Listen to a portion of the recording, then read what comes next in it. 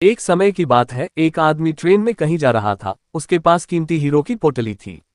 उस आदमी को 3 दिन और 2 रात ट्रेन में गुजारने थे, क्योंकि उतना उसको सफर करना था और उसे कहीं पहुंचना था। सफर के पहले ही दिन एक चोर की नजर उस आदमी के हीरो की पोटली पर पड़ गई। अब चोर ने दिमाग लगाया और एक बड़ा सा बैग लेकर उसे आदमी के पास जाकर बैठ गया और उस आदमी से मीठी मीठी बातें करने लगा। चोर ने सोचा कि रात में जब सब सो जाएंगे तो मैं चुपके से उठकर उन हीरे को चुरा लूंगा। ये सोचकर चोर बड़ा ही खुश होने लगा। जब शाम का वक्त हुआ, 6 या 7 बज रहे थे, तब चोर सो गया। क्योंकि उसे रात में जागना था और हीरे चुराने थे, इसीलिए वो जल्दी से सो गया। जब उस आदमी की सोने का वक्त आया, उस आदमी ने चुपके से अपने हीरो की पोटली अपने बैग में से निकालकर उसके पास जो आदमी सोया था उसके बैग में डाल दी। और उस आदमी के पास कौन सोया हुआ था? वह चोर ही सोया हुआ था। ये सब करने के बाद वह आदमी आराम से सो गया। रात के जब 2-3 बज रहे थे, तब वो चोर उठा और उसने देखा सब लोग सो गए हैं। फिर उसने उस आदमी के बैग को अपनी तरफ खींचा और उस बैग को पूरा चेक कर लिया। उस बैग में कुछ नहीं मिला। वह परेशान हो गया। सारी रात उसे आदमी के बैग को चेक करने के बाद जब उसे कुछ ना मिला, तब उसने देखा कि सुबह के 3 बजे रहे थे, तब वह सो गया। उसके सोने के बाद वह आदमी उठा। उसने अपने हीरो की पोटली उस चोर की बैग से निकालकर अपने बैग में वापस रख ली।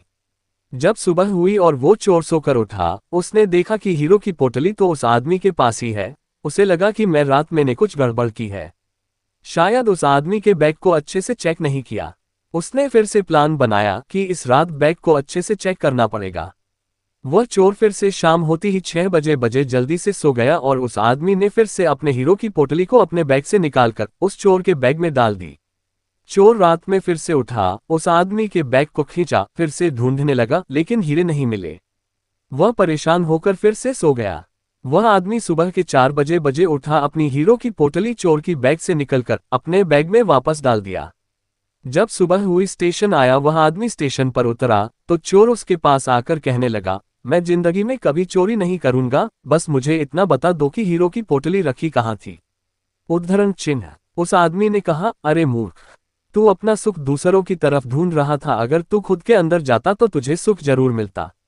अगर तू अपने गिरेबान में झांकता तो तुझे पता चलता कि तू चोर नहीं, मालिक था। वो हीरो की पोटली तेरे ही पास थी। दोस्तों, इस कहानी से हमें बहुत बड़ी सीख मिलती है। हमेशा अपना सुख दूसरों की तरफ ढूंढते रहते हैं और बहुत से लोग हमारी जिंदगी में आते जाते रहते हैं। कोई हमें सुख देता है तो कोई हमें दुख देता है। बहुत से लोग ऐसे होते हैं जो अपनी खुशी दूसरों पर निर्भर कर देते हैं। जबकि अगर आप खुद के अंदर झांकोगे, अपने खुद के गिरेबान में झांकोगे, तो आपको किसी चीज की कमी महसूस नहीं होगी। तो दोस्तों, हमारे चैनल पर नए आए हो तो चैनल को सब्सक्राइब करना ना भूले। Thanks for watch.